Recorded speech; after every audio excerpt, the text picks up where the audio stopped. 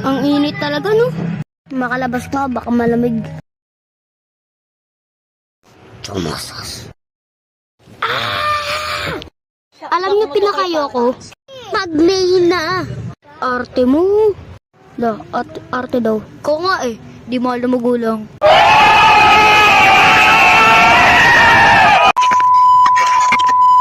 Alam niyo ba yung pakiramdam pag biglaan na lang nag-brown out?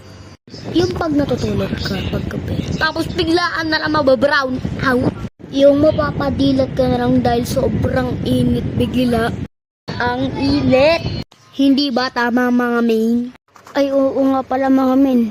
Meron na tayong 60 followers.